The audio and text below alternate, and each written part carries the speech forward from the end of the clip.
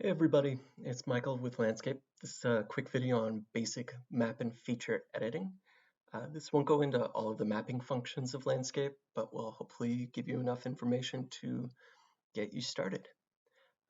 So to begin, let's go to a property without any associated geodata.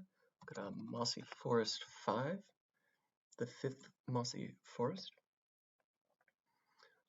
And you can see the map comes up on the right side of the screen. If it doesn't appear and you have a little button that says view map, it just means that the resolution of your screen isn't quite big enough to accommodate both the map and the information. So across the top here, we have zoom in and zoom out. I prefer to use the mouse wheel, but those buttons can be useful if you don't have that. The layer information button, if there was any layers on the map, you could use that button to run a query and see what you were looking at, see what those shapes are. If you just have the satellite data on the back, you should be able to click the map and it tells you when the satellite imagery is from. That's kind of cool. You can make the map larger, it's pretty self-explanatory, and then you can edit the layer. So clicking that button brings up the edit layers sort of side panel. You can see layers across the top. Every layer displayed on the map on the right is going to be listed on the left in order. So if you can drag them up and down, the ones on top will appear on top of the ones below them. Pretty intuitive once you understand how it works. And then below there's base maps. You can change the base map to a couple different world imagery, satellite imagery options. There's Esri Topo, and then there's the USA Topo maps that we all know and love. We'll go back to Esri World Imagery. So there are a few different buttons up here. There's change the style of the layer, which we'll get into in a moment. There's turn the visibility on and off, which is what the eyeball means. So if the eyeball has a little X through it, it means you won't be able to see that layer. And then finally, there's these three little dots that give you a couple more options: edit layer and export data. Since we want to import a layer, we're going to choose edit layer. And just a quick note, all of the properties come with this layer ready to set up and import. So I didn't have to create Mossy Forest 5 property boundary layer beforehand. It just knows that that's one of the things that we're very likely to want to edit. So I'm going to click the three dots. I'm going to click Edit Layer.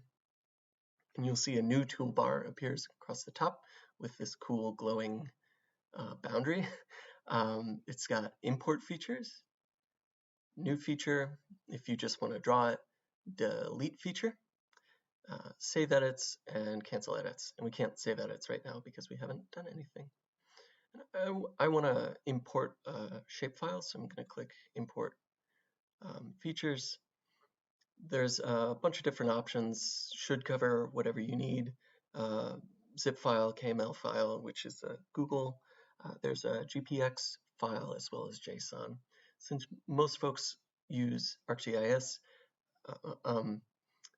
we'll import a zipped ArcGIS shapefile right now.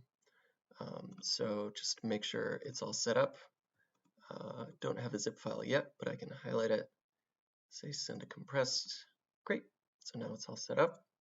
So now I can choose the file, can navigate to the right folder, choose that zip folder, click OK.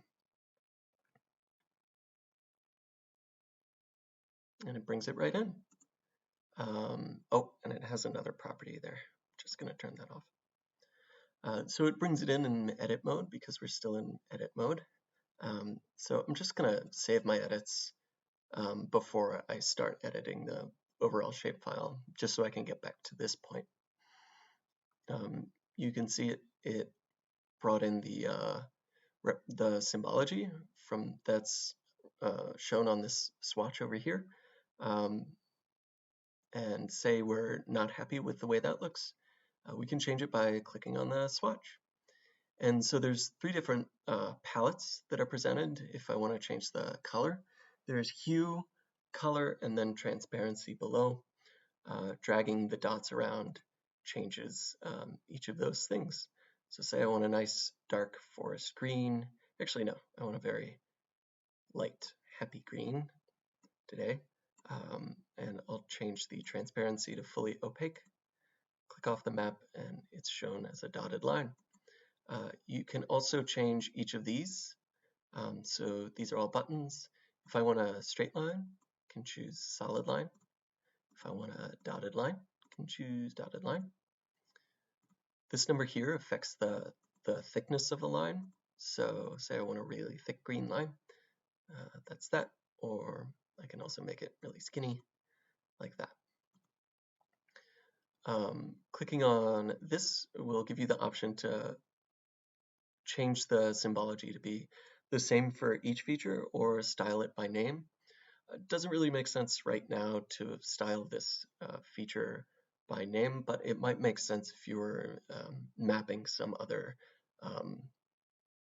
maybe a stewardship site object or something like that. But we'll just keep it as the same for each feature for now. So we'll go back into edit mode. And so what else have we got here? So say we don't like the line and we want to change the actual shape of the parcel.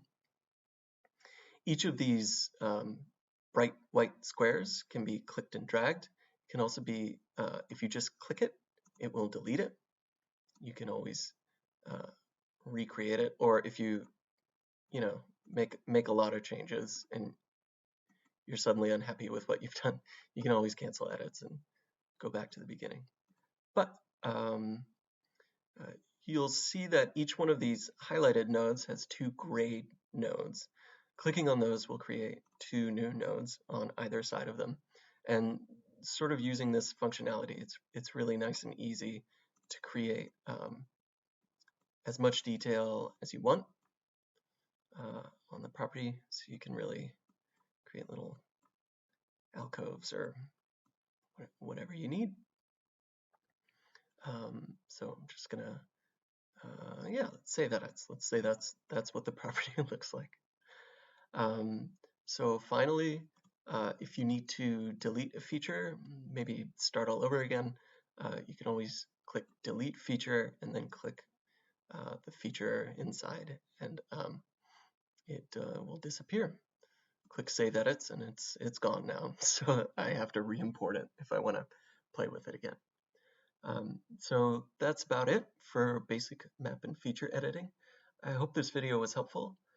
Feel free to reach out to Landscape Support if you have any questions, and thanks for watching. Talk to you later.